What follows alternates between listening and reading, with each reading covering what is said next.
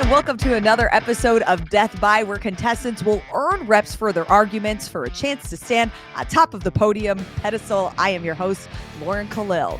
Whoever I decide has the best argument through the final round will have 30 seconds to talk about a topic of their choosing. Before we get into today's episode, we want to thank our sponsor of today, which is Strongest. The Open, I can't believe it is only about 3 months, around 90 days away. And if you haven't started getting ready for it, now is the perfect time, and the Strongest app can help you do that. It is the only app with personalized pacing guidance that reverse engineers a timeline to guarantee that you can hit your goals. You can search any hero workout, benchmark workout, put your goal finish time into the app, and then it will plan out your splits as well as factored in break times, which I love, to help you achieve your end time. You can download the app now for free. You can scan that QR code. We also have a link in our bio. On today's episode, we have a fun crew today, starting with CrossFit Games athlete Tim Paulson. We love the hair. We love the hair. And also with amazing hair, semifinal athlete Ellia Miller. And also with pretty cool hair, strongman and strength coach at HWPO, Rob Kearney. What's up, guys? This is a stacked, fun crew for today. We are ready. Let's play Death By.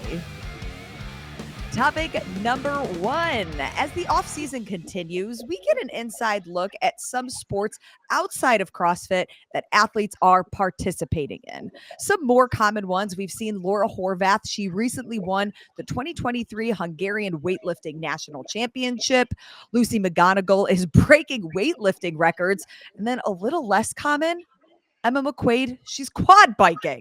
So when we look at sports in the off season, what is the most beneficial for athletes to be doing? And thinking about some of those less common ones, is there one that athletes should really be dipping into? Rob, I'm going to let you start this round.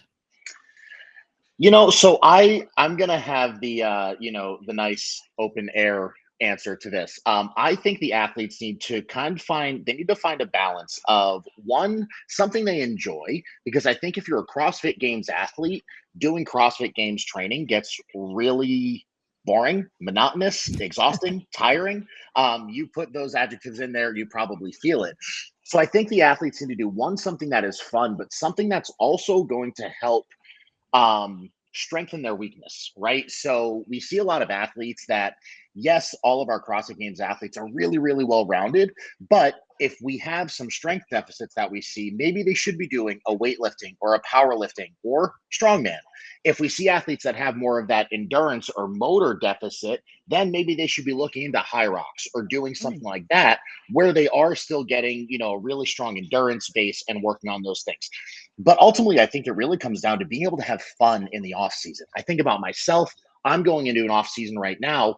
So I'm looking to do more Metcon training, more stuff that gets me outside of doing my normal training to get me excited to get back into the gym when I get into competition season.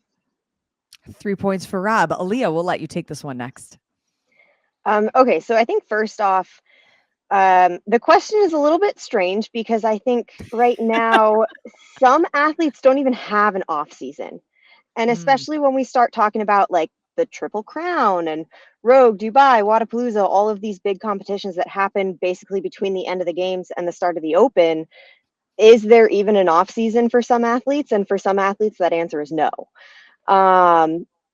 But for the athletes who do choose to take an off season, I think it's not necessarily that they need to be doing another sport. Like Rob was saying, weightlifting cycle, strongman cycle, whatever. But ultimately, that's still CrossFit, because CrossFit is a little bit of everything. So I don't think it's necessarily switching to focus on a different sport. I think it's like Rob said, just making sure you're doing something that you're enjoying. And then if you have specific holes that you need to fill, you can have focuses in your training, like a strongman focus, like an endurance focus. But at the end of the day, you're still doing CrossFit, because CrossFit is everything. Okay, I have some follow-up questions, but we'll let Tim answer first. 2 points for Aaliyah. Tim, go ahead. All right, so I think Rob hit the nail on the head with a couple things. Finding something that helps with your weaknesses, I think, is big. But the thing I'd add is like getting into a team environment and like making that kind of the joy of it could be a lot of fun as well. What could be best for each person is definitely individualized. But if I were to make a broad brushstrokes thing, I would say something that builds base aerobic conditioning and things that work like lateral agility, hand-eye coordination. Because I think you look at the games, you look at some of the out-of-box events or out of the box events, like field events or the weird stuff. That's where just like raw athleticism can kind of take over. And if you didn't play, I guess, a more traditional sport, I was never, I played hockey. I wouldn't consider myself particularly athletic as far as things, that side of things goes. But I think a sport like like pickup soccer, basketball, where yes, there's a lot of pivoting, so there is a potential risk for injury there, and that's a balancing equation that every athlete's going to have to weigh. But I think a sport like that, where there's a lot of hand-eye, there's a lot of base level conditioning, there's some sprinting, but more importantly, there's a lot of lateral movement, things that we don't get as much of when we're training very linearly in the gym. I think that can be a great way if you approach it correctly and you don't go out there trying to dominate, men's soccer at 30, whatever. Like, you can definitely get a lot out of it. So I think team sports that are fun, and I think overarching principle, lateral agility, hand-eye coordination, things that are harder to train in a linear CrossFit program, throughout the year. 4 points for Tim. I like that you brought up specific sports outside of CrossFit and things that you never would touch on. And kind of speaking to that, we look at Laura Horvath's background. She does a ton of rock climbing. We look at somebody like Ricky Garrard. Unfortunately, it took him out of the season last year, but dirt biking. Are there some of those obscure sports that could have crossover when we're thinking of grip strength or when we're thinking of just like raw athleticism?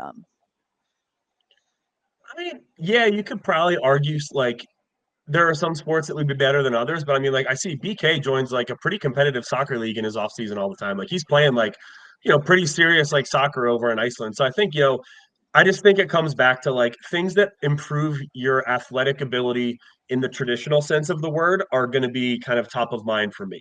I think when you talk about niche sports, that's more about like individual weakness. Like myself, my grip strength was always a limiting factor, my pulling strength. So yes, rock climbing might be great for me because that's just a general movement pattern that I used to struggle, still do struggle with, but that would struggle with heavily. Whereas, like again, if we're just talking about like, I think if you're going to go play a sport, it should be less gym oriented and you're like just trying to improve your overall athletic output ability where you don't have to think about things. Like you look at an obstacle course event at the games where you have to, like back in 2018 or whatever it was, we had the battlegrounds, you had to climb the logs, climb a cargo net, flip over. A lot of that just came down to like basic body control and confidence moving. Like the athletes who could think less about that and just focus on like, I just need to keep moving forward. I don't need to think about my footing. I don't need to think about how I'm going to jump. And like a lot of that is like intuitive athletic, reaction stuff. And that's where you can get a lot of benefit, I think, from like, again, a sport like basketball, soccer, where it's very flow oriented. I would say hockey, but most people can't skate, so that's I would take that off of it. But again, great hand-eye coordination. There's a lot of interval style stuff to that, so like could be beneficial for a lot of people. And Is there sorry, go ahead, Rob. I was Is just there gonna a say to piggyback off of that, my athletic trainer mind went into, seeing athletes do stuff like that also decreases the risk of injury that we're gonna see in the season. I think, especially with our high level CrossFit athletes, like, yes, even though everything we're doing is mostly constantly varied, we're still seeing a lot of volume on a lot of very similar movements. So, stepping outside of that to play our more traditional field sports and stuff like that is also just going to have the body moving in different directions to reduce that risk of injury when we get in the season. Aaliyah? is there a sport that you wouldn't get a benefit from? Because I feel like at the end of the day, any sport is going to give that body awareness, excuse me, hand-eye coordination, the things that Tim was referring to. I feel like you're going to get that from any physical activity that you would do. I mean, yeah, you're not wrong. Like I think, but certain sports obviously I think a lot of it comes back to the injury consideration. Like, basically what is my risk tolerance? And I think some sports might be inherently a little bit less risky if played at the appropriate level. Like, so it's all going to be a balancing act. But I mean, yeah, like if you've never played hockey before, you're probably going to get a lot of proprioceptive benefit from learning how to ice skate. like there, you could do a lot of, so I think any sport will have value, but it's more just what is the investment level that I need to become at least basically competent so that I don't hurt myself? Because, you look at some sports, they might have a very high kind of baseline threshold for you to not hurt yourself because there's a steeper learning curve. Ice hockey being one of them, because you have to learn how to skate, then you have to there's kind of layers to it. Whereas like soccer, everybody grew up playing soccer for the most part. Like everybody, when they were 5 years old, your parents signed you up for the blue team, so there's like at least a very low barrier to entry where like if you're decently fit, if you're relatively strong, like you can kind of get away with, I think, benefit with a relatively low risk of injury. And that's when I realized I hate running and I'd rather be a goalie. I just like to point out. That's the reason I started playing hockey. I just like to point out I never played soccer until grad school. So. Really? Rob, did you ever play soccer? Yeah. I was that kid that played defense that just kicked the ball out of bounds every time he came in. Amazing. I love it. One more follow-up question before we move to the next topic. Aaliyah brought up a really good point talking about a lot of athletes don't have an off season. So when we're looking at, and I think all of you can speak to this as progressions and, whether you're on a strength cycle, a gymnastics cycle, endurance, what have you, where could there then be room for an outside sport to fit in, and should it? I think it comes down to prioritizing what competitions mean the most to you and then peaking your season around those. I think if you are, looking at, okay, we have the games and then Rogue and Waza, Dubai, all these things. It's like, as an elite athlete with this sport, I don't think it's possible to be peaked for every single one of those. So kind of sitting down with your team, with your coach and stuff like that, and figuring out, okay, what are the ones that are really important to me to be the most ready for? And then figuring out where you can have those, kind of quote unquote off seasons to do other things while still doing your training. Because I think when we're outside of games training, I don't think our athletes need to be in the gym, that 6 to 7 hours a day like they do in season. So I think being able to prioritize some different things while peaking for certain shows is really where that could work. I think it also depends. I think it also depends on the specific athlete and the holes or weaknesses that they have. For some athletes, like depending on what their goal is, if they have a pretty significant hole in their CrossFit, they might not have the time or the opportunity to be focusing on another sport in the off season because they need to focus on filling their hole for the next season. Yeah, I agree with that. I mean, I think, like we've had this conversation with some of our like semifinal athletes that are getting close to breaking through to the games. And it's like, like we had one athlete just do Rogue, a couple weeks ago and like was all fired up and ready. He's like, all right, like we got to do some game style stuff. And it's like, you have to temper that excitement with like, we need to get to the games first, and like, so that goes to what Aaliyah says, like some athletes, until you are good enough at the core of CrossFit that will get you to the games, we don't need to be draining energy away from that progress to go do these other things. Except in very special circumstances where like you have a very competent athlete who like needs to get better at this one thing and then they will probably make the games, then you can start to do a little bit more kind of like well-rounded training throughout the season. And I mean, I went through that personally. Like we didn't work on swimming for a couple of years because it was like, you just need to get to the games first. And like once you get to the games and you're confident that you're at a level where you can get to the games consistently, then yes, I'm going to swim twice a year or twice a week year round. Like then we're going to start to incorporate that more often. And that's just an example for again, from my experience, but. Okay. Good discussion. I think Sean's in the background nodding his head that every athlete should do a little bit of hockey, but he might be biased to that. Moving on now to topic number 2. We already know it's not happening, or I mean, at least we think it's not happening because you never really know what's going to happen until it's in ink. As semifinals, it will return. But as we've been discussing how to make CrossFit more professional, how to give athletes more opportunities, whether to have appearances or make money, how could CrossFit incorporate Sanctionals, the model, back into the season And should they? This is kind of just an open discussion. I'm really curious on everybody's take here. Tim, I'm going to let you start this round. All right. I mean, yeah, like I think athletes do need earning opportunities, and we need opportunities outside of the CrossFit Games to make money. Everybody's been tossing around this kind of triple crown idea. I think the biggest thing to incorporating it into the season is that it needs to have some value towards the CrossFit Game season and vice versa. Like there has to be some level of carryover that is in writing and set so that athletes know that like, hey, if I go to Rogue and I do really well, that will somehow positively also affect my game season, not only just be an earning opportunity for me. I think that's the biggest thing is that it needs to be very concise and there needs to be basically a lot of buy-in and carryover across the game season and these couple of sanctioned events that are basically kind of looped in. Again, the big drawback of the sanctional season was just that there was far too much. It was overwhelming for athletes from an administrative standpoint, from a viewership standpoint. There was just too much going on. So I think mostly it needs to be dumbed down to be like start small and then get bigger. You know, you look at a sport like golf where you've got, 40 some odd events throughout the season that you can earn points in, you can go through that process. I think CrossFit needs to start small and figure out how can we have athletes feel like these events are not only beneficial to them, but they can also use their open scoring, their semifinal scoring, their game scoring, whatever, to kind of relay back to these. And again, maybe that means a prize purse for the highest points across all of them, so that like if you compete in multiple, there's an additional prize purse, kind of like the FedEx Cup-ish, not really, type thing for golf, where like if you do really well, if you come in 20th at the games, and then you also did Rogue and you came in 10th, like there's some kind of amalgamation of those scores and those performances across, and there's more money, up for grabs that way, or game spots the next year or something like that.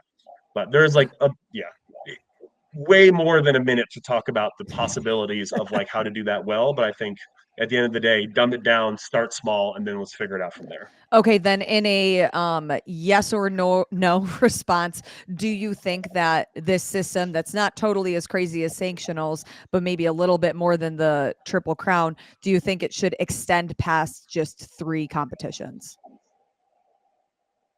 Not right now. Okay. Aaliyah, 4 points for Tim. I think the way that the season is currently structured, where you start with the open, you go through some sort of qualifying steps and then get to the games. If we're trying to do sanctionals within those qualifying steps, I don't think that there is enough time in that window for that to be the case. I do think there is a benefit to doing something like sanctionals. I mean, obviously, it's not a secret that semifinals lose money for CrossFit, that they're expensive to run. They don't get the return on investment. It's a really hard thing for CrossFit to continue to do. I have heard the idea thrown around of creating basically like mixing sanctionals and worldwide rank. Excuse me.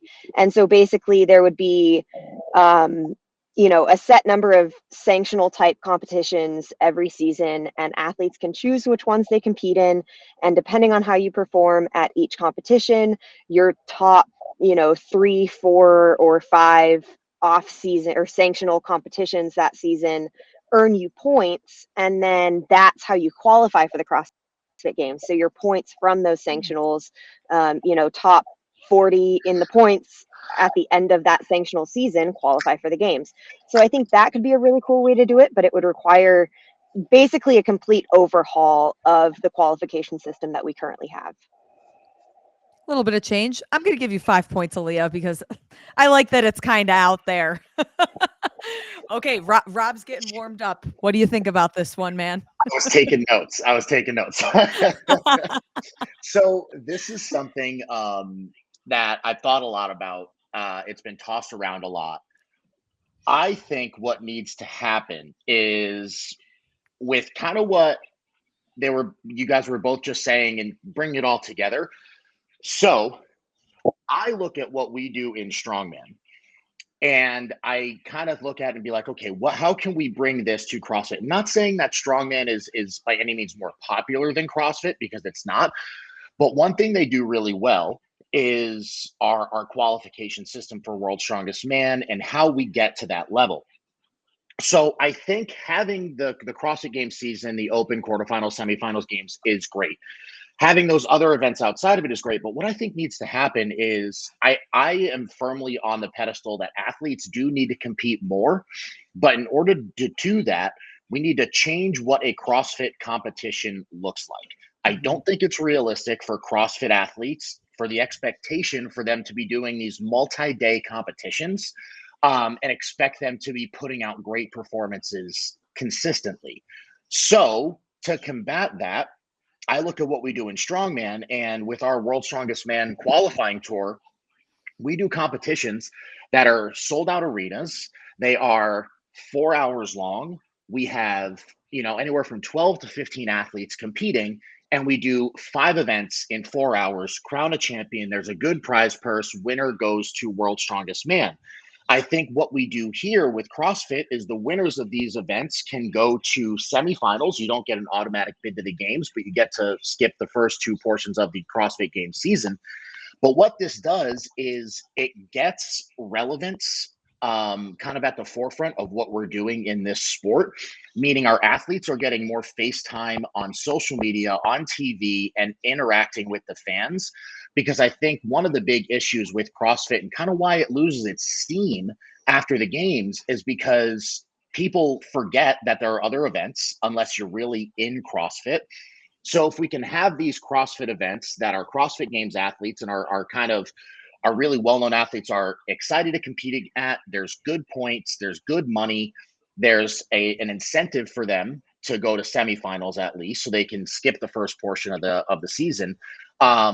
And it's not a big ask in terms of output physically, where they don't necessarily need to completely peak for it, but they can show up, throw down on 5 workouts in a short period of time, under the lights, in front of a sold out arena, really hyped up. People get excited. It gets vendors in. And I think there's going to kind of address that ROI issue with semifinals is because it's a shorter event, the expenditures aren't as big. Rob, that sounds beautiful Rob hit the nail on paper. 6 points. But yeah, I was going to ask Tim and Ellia, is it realistic? Yeah. Tim, you were starting to talk. Go ahead. I mean, I think you hit the nail on the head, honestly. I mean, like, if you like the core of the CrossFit methodology, constantly varied functional movements, high intensity being kind of like the key word that everybody comes back to. And like, that's the reason it's successful in the affiliate.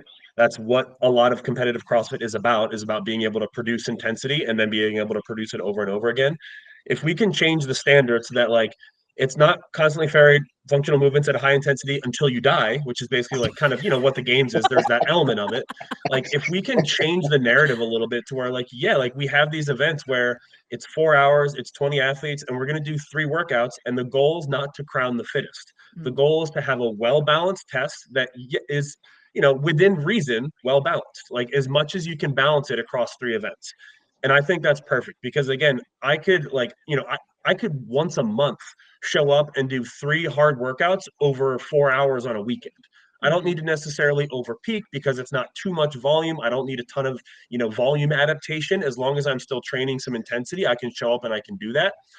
So I couldn't agree more and love the idea that like, and also from a viewership perspective, like, golf is kind of doing the same thing where they're creating these events where like, you have a couple high level golfers that are high profile come together and they shoot on a simulator for a couple of hours and people are going to love it because it's 4 hours. You buy a couple beers and you're out, it's like a football game. So you've kind of taken it from this giant massive expenditure where I need to go somewhere for 4 or 5 days to watch this. It's like, no, it's just like an NFL event or a baseball game. I show up for 4 hours, I buy my tickets, I have fun, I go home. So I think there's a massive amount of value in something like that, but CrossFit needs to get behind it. And like, they need to make the decision on that point. It's also the reason like, and strongman, I can compete so often, like when I first got into this CrossFit space and talking to Matt and O'Keefe and like all those people at HWPO, they're like, how the hell do you compete 8 to 10 times a year? And it's like, because like we have 3 really big competitions. And then throughout the entire season, there are these other ones sprinkled in that are only one night, so it's like, yeah, I could train only 4 to 6 weeks for it, if that, and be ready to throw down and still put out a good performance. Ellia, any thoughts here? I spent a couple minutes there trying to figure out why my camera turned off, so I missed some of that.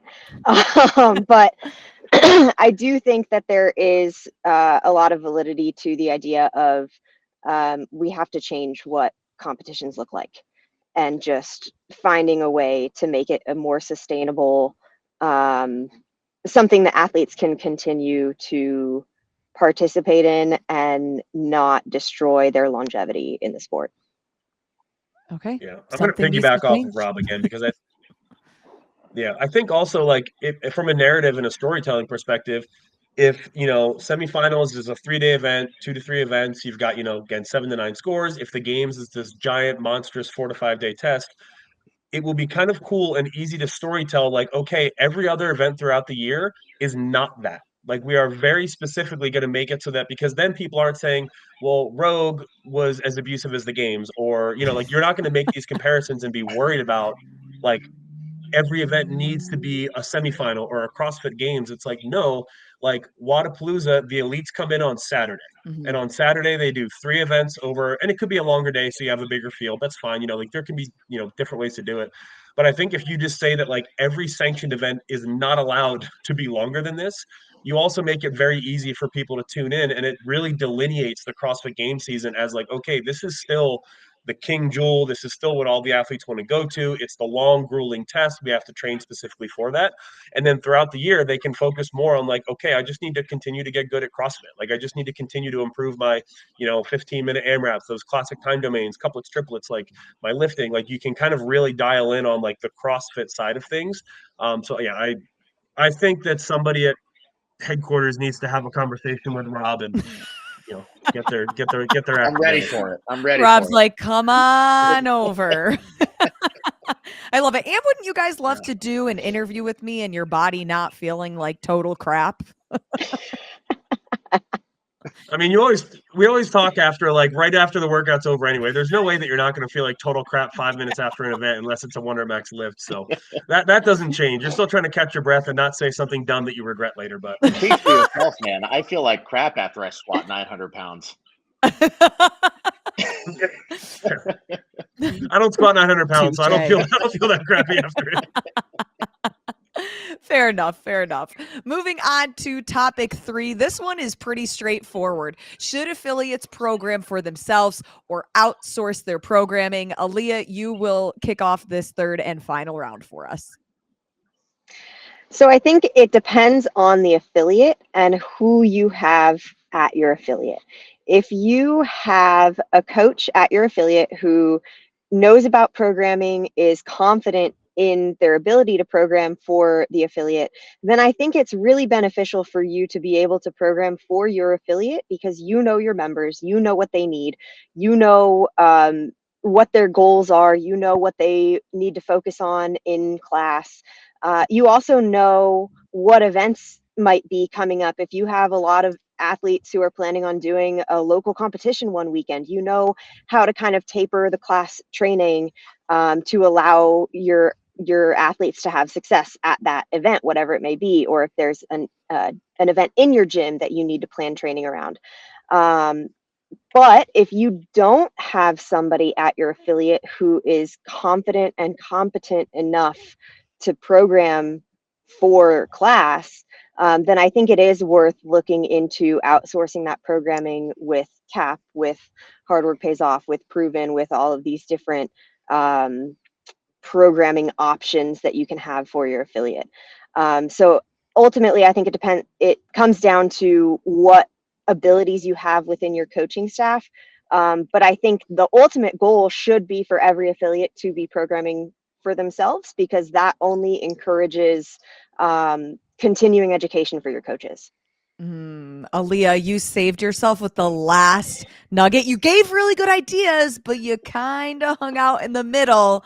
But I like the end of encouraging your coaches to continue education. So I'll give you 3 points for that. I was just going to give you 1, but you earned 2 extra at the end. Tim, you probably have some thoughts here as a games athlete and affiliate owner. What are your thoughts? Yeah, I mean, I think our gym just celebrated our 11th anniversary. Oh wow! In October. Congrats. Yeah, 11th. And I've been programming for it the whole time. And don't get me wrong, the programming probably sucked for a couple of years, and I think that's part of the learning curve. I think the nice thing about CrossFit is that decently wide strike zone for what can be effective programming for most people, as long as your coaches are good at their jobs and they're good at scaling, they're good at communicating stimulus. Like there's a pretty wide strike zone for what we do that it can be effective. Now, don't get me wrong, better programming will yield better results for sure. But I think a lot of it just comes back to like, your affiliate best, your floor plan at your affiliate best, what equipment you have, your members best. And that just can't be replicated when you farm out your programming. I think at the end of the day, like when one of my members comes to me and, they bitch about a workout, they're like, that was really hard. I can tell them like, oh yeah, it was, but yesterday was a little bit lower intensity because today was meant to be really difficult. And I can talk them through like, why did I program this workout? How does it fit into the overall flow of the week? And how, the overall flow of an 8-week block that we're kind of going through. So I think, yes, affiliates should be programming for themselves because it produces a lot of investment from your members, knowing that exactly what you're giving them and why, and you can talk them through the why of this workout versus like just reading it off of a sheet that somebody else kind of gave to you. But I definitely agree with what Aaliyah said. Like, if you don't have the mind for it or the energy for it, like you would be better off doing an above average program from somebody else than a half-assed program that you're putting together because you just don't have the time, energy, or knowledge to do it. So there is definitely a caveat, but I think golden scenario, yes, you should be programming for your affiliate. No question. 5 points for Tim. Rob, I want to first congratulate you because you are opening an affiliate. Tell us a little bit about that and then go ahead and answer our question. Yeah, so my husband and I, we've been talking about it for a long time. And what's really amazing is I got my start in strongman through CrossFit back in 2009. Wow. So I've been a part of the CrossFit family, the CrossFit space for a really, really long time. And we're finally at a point where, Joey and I realize this is the right time for us to do it. We're at a place in our life where we feel like we can give our full energy to something like this. So CrossFit Iron Legacy will be opening its doors in January of 2024.